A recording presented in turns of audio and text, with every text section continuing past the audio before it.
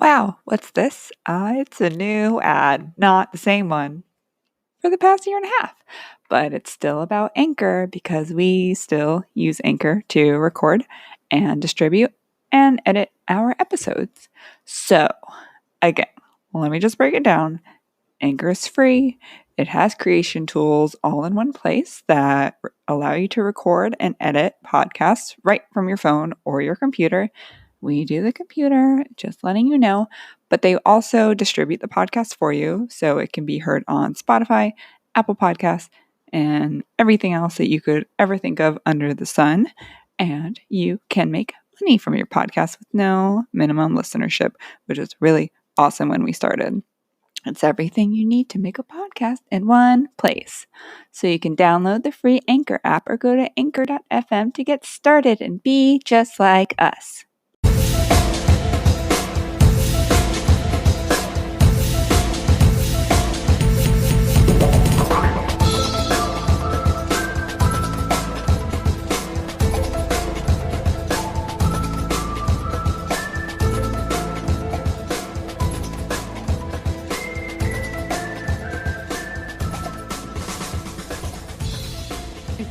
I don't want to do this.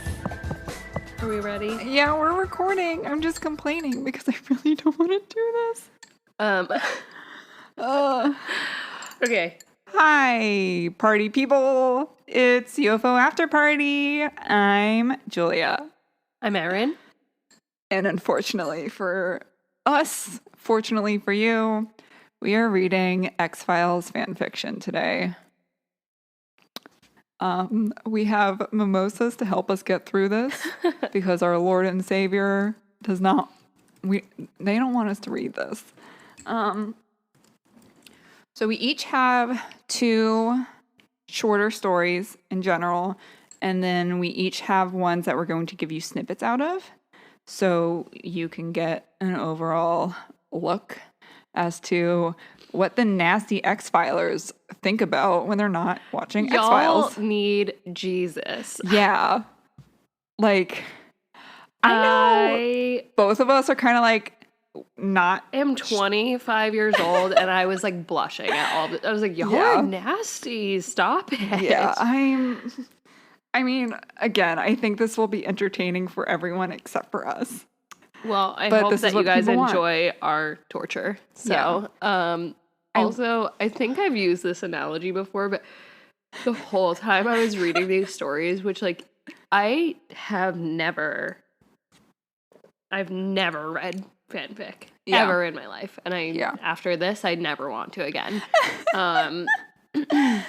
Not my thing. But all I could think of the whole time was 10 Things I Hate About You. Yeah. Where the secretary is like... Oh, right, because you and Patrick both made fun of me comparing me to this, even though I've never written fanfic in my life. Never, Julia ever. will be reading some of her finest work. Oh, please. Oh, goodness. Also, if you just hear like a metal straw clacking, it's just me nervous drinking because I don't want to have to say the word like cock. This is gonna be hard to get through for me.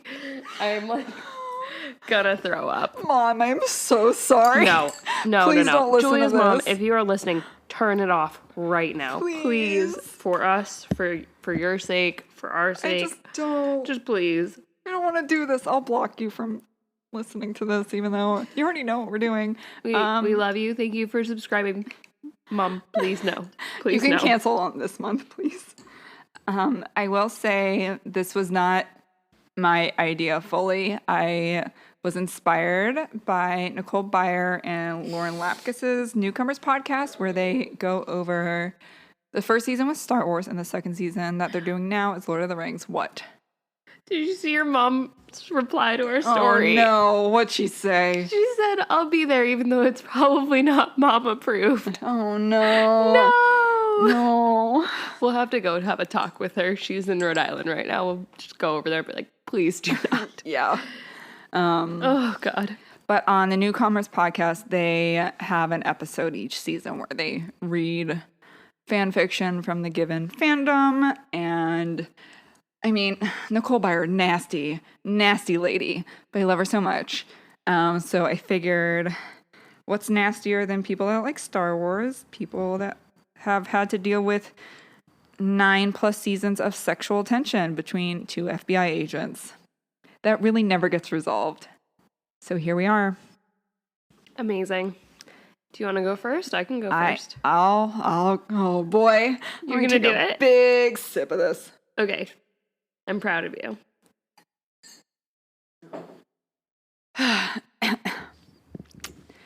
So, oh boy, oh dear. This is The Sext Files by Scully Golightly. I don't want to do this. Aaron, I don't want to do this. You're doing great, sweetie. Okay. I can't. Okay. Her cell phone chimed beside her, and she let out a frustrated sigh. Scully knew it was Mulder sending her some childish meme or obscene joke. She was in the middle of putting together their budget report, which was both mind-numbingly boring and painstakingly tedious. She was having a hard enough time focusing without the constant inane interruptions from her partner. Mulder was helping Skinner on an equally tiresome project, but at least they were out in the field and not stuck in the office. She definitely got the short end of the stick when they had been assigned the two tasks. Scully closed her eyes and rubbed her face with her hands. The numbers from the file that she was compiling bounced around the black void of her mind. When she opened her eyes, she grabbed her phone with a huff to check the text message. Sure enough, it was from Mulder. It was a JPEG image of elements from the periodic table spelling out "send nudes." Amazing. Selenium, neodymium, okay, nitrogen, uranium, deuterium. I haven't taken chemistry in a long time. It spells send nudes. It spells send nudes. Scully laughed in spite of herself. She had to admit it was pretty clever. It was bright and colorful, cheerful. It lightened her glum mood. The use of Einsteinium charmed her too. Even though she knew Mulder had found this image elsewhere on the internet, she couldn't help but feel it was just from him, especially for her. They had a banter revolving around Einstein going on for 25 years now, starting from day one when he quoted her thesis at their first meeting. Mulder had been hounding her for months to sext with him. She couldn't understand how he could be as paranoid as he was and still encourage her to share intimate texts and photos on their mobile devices. He was such a paradox, a twin paradox, she mused to herself. But she was in love with him anyways. Scully shook her head, smiling. All right, you want to sex with me, Agent Mulder? Let's see if you can handle it, muttered Scully to the empty room. She opened Photoshop on her laptop and started cutting and pasting and arranging her own image in response to his. Scully typed "let's" in a cursive font at the top, and then underneath it she arranged some squares of the periodic table of elements to spell out fuck. Fluorine, Whoa. Uranium, carbon, potassium. She sent her creation to her phone and then set it up to do a little selfie photo shoot. Oh boy, oh boy. We're getting into it, guys. Scully unbuttoned her white blouse and smiled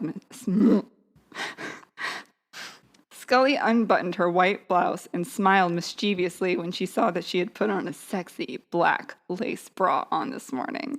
It was perfect. She arranged it so her blouse was parted down to her navel, revealing her lace-clad bosom. When she put her phone camera to the front-facing mode, she admired how she looked. She looked pretty damn sexy. Scully leaned back against the file cabinet behind the desk and put her best come-hither pout, fixing her hair to fall just right on her shoulders.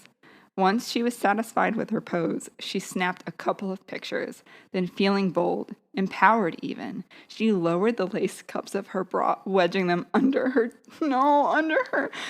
boobies. We'll say boobies. Her titty. And took a couple more photos. She buttoned her shirt back up, all the while smirking to herself. She was actually having fun with this. And just the thought of sending these to Mulder was getting her all hot and bothered. Scully decided on one more photo op. She sat back down at the desk, hiked her skirt up to her thighs, and spread her legs. Her underwear matched her bra. Sheer black lace that showed a titillating hint of her hoo-ha through the fabric. I'm not saying that word. I'm so sorry. She adjusted the position of her phone to frame her hoo-ha in a tasteful yet seductive manner and took a couple of shots. I'm getting so hot. And, like, not in a good way. I'm really embarrassed, and it takes a lot to embarrass me. I'm almost done, I promise. She went through the photos, selecting the best one of the 3 different poses, chuckling to herself at how silly it all was. But she was also so excited to surprise Mulder with it. She was sure he would never really expect her to respond this way.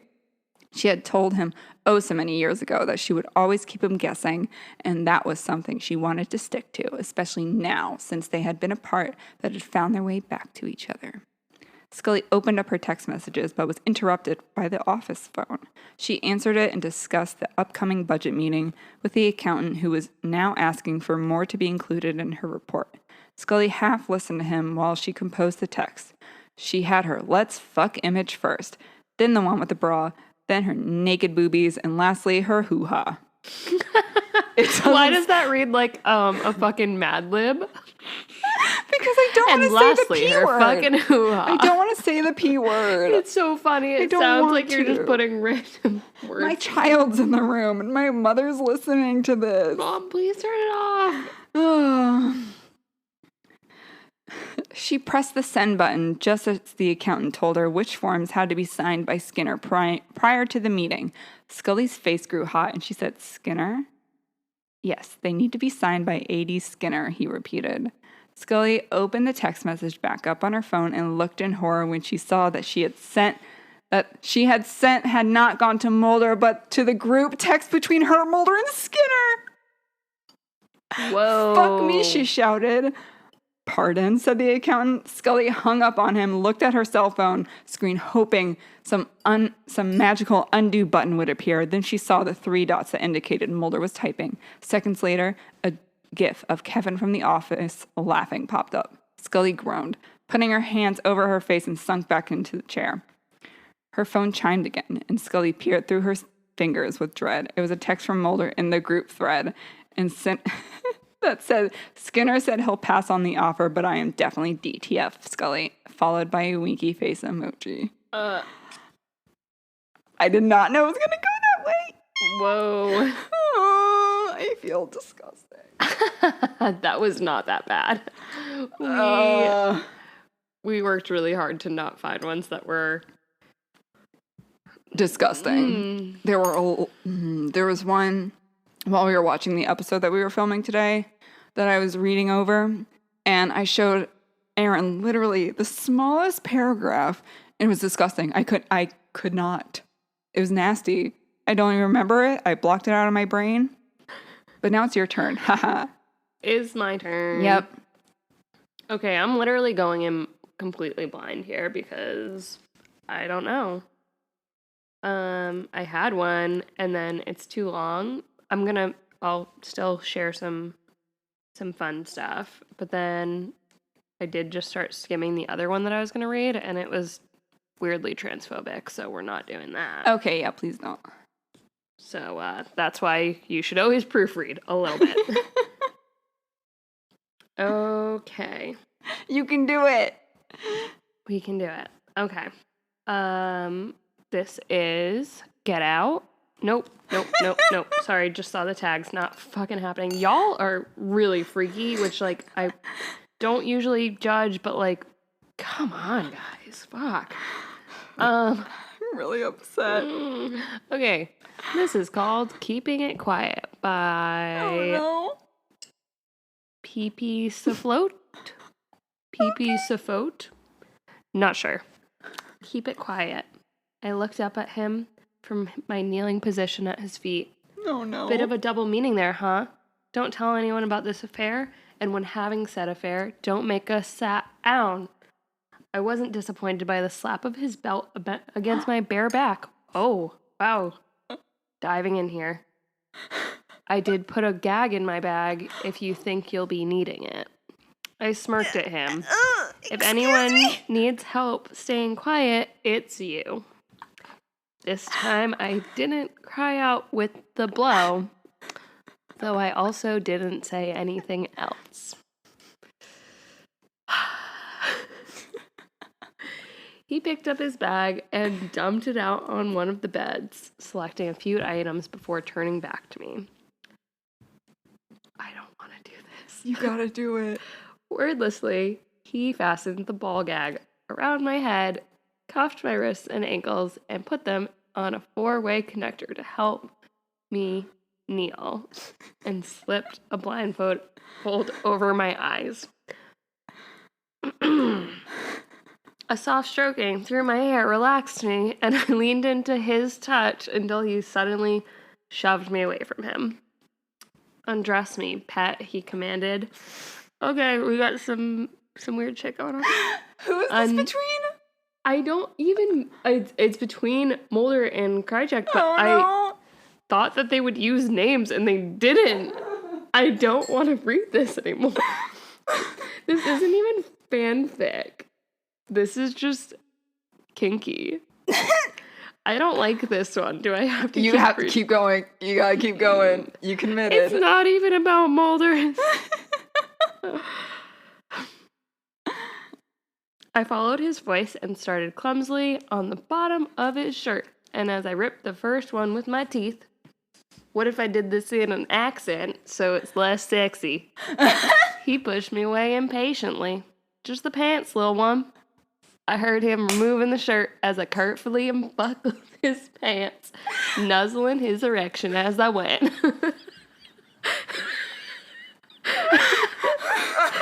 As soon as his pants and boxers were out of the way, I began to lick inside him, moaning softly as his taste exploded on my tongue. This doesn't even say the words Walter. It doesn't even have anything to do with them. It's just them sexing. He gasped and groaned loudly, pulling the blindfold over my head. Wrapped my hair around his fingers. I am crying. After a minute, he grabbed the gag that had been in my mouth for a short time. I watched as he sniffed it, making a pleased sound as he flopped onto the bed, motioning for me to join him. Okay, that one didn't have to be done in an accent because it just wasn't fucking erotic at all. Oh my god, I'm literally crying. Suck me, he said roughly. Kneaded my shoulder as I climbed into the bed, bound as I was.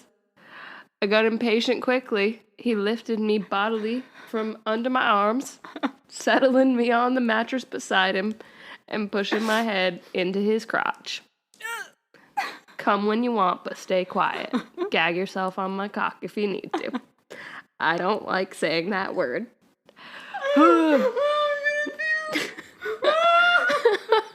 Oh no, Julia actually might be. It's almost done. Okay. I moaned and began working on him, muffling my cries of pleasure as he brought one hand down to my chest. He started getting loud as I took him into my throat. And we should put this on an OnlyFans. Fuck this, $3 for this shit? I'm upping this. And I looked up in amazement as I see him buckling my gag around his own head. The sight was enough to push me over the edge, and he soon followed as I moaned around his C word. Jesus, pet, he said softly, several minutes later. What you do to me? He unfastened my arms and legs and pulled me into his arms. I snuggled into his warmth and felt him stroking up and down my back, slowly bringing me back to normal headspace. I knew that as soon as he thought I was okay, he would pack his bag and walk out the door, so I fought every time to stay in subspace for as long as I could. But he relentlessly brought me back up. This time, before he left, he paused at the door before turning back to the bed. I'm going out of town this weekend, he told me softly. Call you when I'm back, when it's safe. After another short pause, he leaned down and kissed my forehead. Take care of yourself while I'm not here to do it for you. As the door snuck shut behind him, I whispered, yes, owner, be safe. Y'all are not right. I hated that. And I just want to let you know that had nothing to do with Mulder and Krychek. That could be anyone. What the hell did I just read? So is Mulder supposed to be the sub and Krychek supposed to be the dom? No, Krychek's definitely the sub. I hope so. Krychek is definitely the sub. Come on. Oh my god. Oh boy. So, okay, do you have any fun snippets that are fun and not gross and funny? Yeah, so the one that I have snippets of is not sexual at all. Contrary to popular belief, and I still feel like this is very difficult to find, not all fan fiction is sexual. I feel like a good portion of it is. But these are some snippets from one where Mulder and Scully go to a wedding together. Like Cuties. a surprise. So let me find it. I actually need to find the title and the author first. So it's called For Better or For Worse by D.K. Scolder. That's cute. Okay. So we're starting in the middle here. You ever join the Mile High Club, Scully? His voice was calm as he leaned into her ear. Her eyes shot open at the sound of his voice, her grip tightening on the armrest. Those bright blue eyes were widely staring back at him. Mulder. Her voice was just a whisper. What the hell are you doing here? Well, I didn't have any plans this weekend, and I figured you could use a friend. He gave her a sincere smile, seeing her settle as she put the pieces together. They were in the air. His distraction worked. A friend. She let the word roll off of her tongue, and he knew he would say something wrong. He was supposed to be helping. You just seemed so upset about going, he shrugged, turning towards the window. She sighed. He was only trying to help. Maybe I overestimated my welcome. No, she waited for him to turn his attention towards her, needing him to see the truth of her words. I'm glad you're here. So tell me, what made you decide to come after all? I guess I felt cowardly not to come. I had already sent my RSVP and I didn't want to give them a reason to talk if I wasn't there. They sound like a great group of friends, he mumbled, already annoyed by these people he hadn't even met. They are. I suppose I was always just the odd one out. I was a lot more studious than them. Sorry, my brain just died. Cared more about my academics. They were more into the social aspects of high school. He nodded, letting the information absorb in his mind. He knew what her apprehensions were, trying to seem impressive to this group of people she once knew. He thought the highest of her, never doubting that she wasn't spectacular in every way. There were more sides of her that he only teased at, exploring with a stolen New Year's Eve kiss, but he loved every other part of her that he knew through and through. So, what's our story? Our story? Her brow furrowed. She was truly puzzled. Yeah, you know, the story you embellish about your life when you're getting together with old friends, he teased, causing an appreciative smile to appear on her face. I didn't really think about it. I do suppose I'll have to explain your presence. Oh, I wasn't planning to bombard your time. Maybe just hang back and explore a little bit. You know, just be there for moral support. Did you bring a suit? He chewed his bottom lip, nodding. A little more presumptuous than you're letting on. Always prepared. You weren't a Boy Scout, she teased, and the air finally settling between them. So what's the story? This isn't some undercover assignment, Mulder. I'm just reconnecting with old friends. How do you explain me, then? He was genuinely curious, leaning into her space, challenging her. Still to be determined. When they arrived at the hotel, a realization passed through her head. She knew that the hotel was booked out for the occasion, but if he managed to get on her flight with a seat right next to her, she knew he had a plan. No doubt. There was assistance from the gunmen in there somewhere. Are you staying here? Oh, no. Well, maybe. Maybe. Mulder, the hotel was booked for weeks. So I've been told several times, he grumbled. I do have a room at a nearby motel. I mean, if I can't, he began to stammer. And her brow furrowed at his sudden nervousness. Her face relaxed, realizing what he was asking. You can stay with me, Mulder. He smiled, his shoulders falling as he let out a deep sigh. She began to question whether or not he actually had a room booked somewhere else or if this was his plan all along. They've had to share beds before in moments of tragedies or cowls falling through the roof. But this was before he kissed her.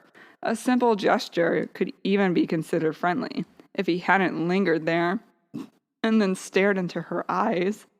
It hadn't been addressed since, and she was more confused than anything. Sometimes it was innuendos being thrown at her that made her roll her eyes to mask the smirk that appeared on her lips. Other times he was calling her a distinguished agent, as if that was the only way he saw her. They settled into the room, and she watched his eyes widen at the large bed in the middle of the room. He thought maybe she would ask for a room with 2 beds, but then he remembered that it was booked out. They would be sharing all weekend. This was a true test of his willpower. So, what's on the itinerary for the day? He bounced on the bed, looking up at her with expectant eyes. He was silently asking whether or not he would be allowed to partake in such events with her, or if he would simply be left behind to fend for himself. There's a late lunch just to catch up for everyone coming into town, she answered absent-mindedly as she began to unpack her garment bag. She paused, now sensing what he was asking. Did you want to go with me? If you'd like the company. You won't know anyone. I know you. She smiled, licking her lips as she nodded. She had a date for the weekend. That should get people talking. They both prepared for the afternoon separately, her escaping to the bathroom as he dressed in the room. When she emerged, she wished she could capture the expression on his face. There was a shopping trip involved before this weekend, knowing she had to make an impression. She just didn't know she'd be making it on Mulder as well. Wow, Scully. She smiled shyly as the color rose to her cheeks. It was a simple sundress that hung just off her shoulders, bearing a modest amount of cleavage. He had never seen her like this, the soft cream color creating an ethereal glow. Is that a compliment, Mulder? Most definitely. He stepped close to her, leering in her face, causing her breath to catch. She could smell the familiar cologne. He looked absolutely delicious himself. Should we get going? He moved away from her, an exhale finally leaving her lungs. She had anticipated a kiss, and the smirk on his face told her that he was aware of this. She glared at him slightly. 2 could play that game. She was antsy on the elevator ride down. He could feel the nervousness radiating off of her. He rested his hand on the small of her back and leaned in. Fuck. Can you tell this is long for me? We're almost done, I promise. He rested his hand on the small of her back, and she leaned into his touch. I'm sorry. What are you apologizing for, Scully? I've been off. I don't know why I'm so nervous. He leaned in closer to her, smelling the fresh, sweet scent of her perfume. She felt his lips place the softest kiss on her temple, closing her eyes to bask in the sensation. She let out the breath she knew that she was holding in and relaxed for the first time since she heard about the stupid wedding. She led them through the main lobby across the way to the ballroom, letting out a deep sigh. She opened the door, Mulder then holding it open for her as they entered. His hand never left that special spot on her lower back. Ooh. They were both instantly lost as to where to go, seeing people bustling around, indistinct chatter filling the room. Dana! A bubbly brunette came rushing towards them, her hips swaying with slightly more effort once she laid eyes on Mulder. My God, you're actually here. Hey, Shannon, it's good to see you. You look amazing. Scully took note of the obvious nips and tucks on her high school frenemy, using her investigative eye to her advantage. Look at you. You've definitely come into your own. Shannon smiled, almost a fake smile at her, to anyone who's paying close enough attention. And who is this? Hey, Shannon, it's... fuck. And who is this? This is Fox Mulder, Scully paused at the look in Shannon's eye. No doubt she had already dubbed Mulder her next conquest. My date. She could feel Mulder's grip on her back increase with a slight reassuring squeeze. Fox, what a nice name. It suits you. Thanks, but I usually go by Mulder. He subconsciously leaned into Scully, feeling as if he needed to make himself clear that he had no interest elsewhere. Well, come on. I'm sure everyone else will be just as surprised that you're actually here, too. Shannon gave them both another smile before turning and leading them towards the bar. Scully let out a deep breath, shoulders slumping.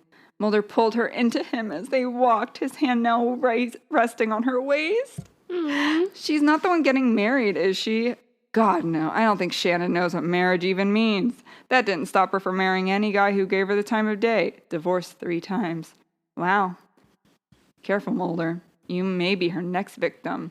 Brunettes aren't really my type, he leered at her. Her head swiveled up to meet his gaze, eyes challenging, eyebrows arched. Fuck. Images of Diana and Phoebe flashing through both of their minds. Any more? Whoa. Woo! That was really long, sorry. That's okay. That was cute. Okay. Some nice romance after your nasty little escapade. Ew. Yeah. I'm not gonna read all of this one or really like any of it. I'm just gonna do a quick quote from it. But I found like a 3-part fanfic where Mulder and Krychek hook up to the Bare Naked Ladies playing, and it's so funny. Let me grab the person that wrote it so that I can give credit. It's Busy Girl with a bunch of Z's. Okay. It's from 2008, so if you want to sue us, that's fine.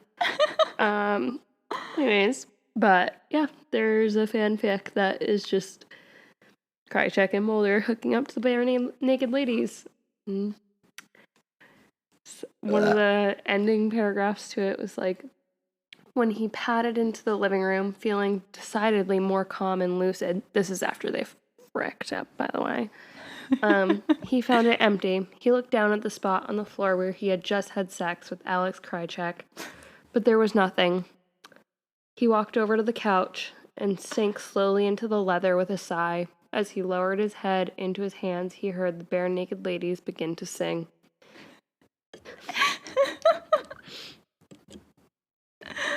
Okay, we never want to do this again. We probably will. Nasty. Okay, I mean, whatever. We can. I kind of liked the Southern accent. Please don't hate me for that. It was like a cowboy rendition. Yeah, it was fine. Oh no. Okay, bye guys. Wait, we're not done. We're not done? I mean, I don't have more, but I found this like mega post on Tumblr of like X-File fanfic, and I thought it was really funny how it was like separated and the descriptions were written. So I'm like freaking out. This is from Contrived Conceit, I don't know, a Tumblr. And it says, so I decided to make a master list. G equals general, T means teen, M is mature, and E is explicit. And the one that really, unfortunately, caught my attention, it's called Movie Night with the rating T. Fuck no. Okay, hold on. Yes. Every Saturday, Mulder and Scully have a beer, pizza, and movie night. And then the second part of that is called Head. Rated E. After watching Caddyshack, Scully gives Mulder some head. Yikes. No fun with an explicit rating. Sorry isn't going to help you when I kick your ass. You're bleeding all over my carpet. Yuck. Where's another E one? Relaxation. Mulder, Scully, baseball, hot tub. Elusive. Airplane. Prompt word. Airplane.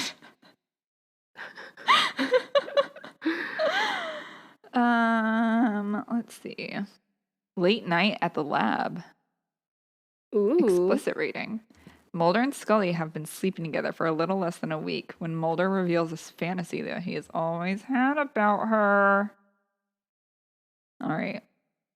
I'm done now. There was one that I wanted to read because I thought it was funny, but it was like legitimately thousands of words, and it was like 8 chapters. But it was basically so it was between Mulder, Scully, and Skinner. Obviously my dream. But Scully and Skinner started having a hookup relationship. Skinner calls Scully into his office because he's like, we gotta end this. Like, I have too many feelings for you. It's bad for our professional. So why don't we like end this while we still like each other? And then Mulder's like, oh my God, she's been in his office for like way too long. So that either means they're gonna shut down the X-Files or like we're in trouble. So he barges in there and he sees them touching and he like goes apeshit and he and Skinner get into a fight. Oh my God, wait. That's all I read. Amazing. I kind of like was intrigued, but I did not want to do that. Maybe we will do another chapter of this. Fuck this. Okay. Okay, guys. Let us know what you want. I'm sorry or you're welcome, depending on where you're at. But fuck. Okay. See ya later. Stay safe. Stay spooky. Bye.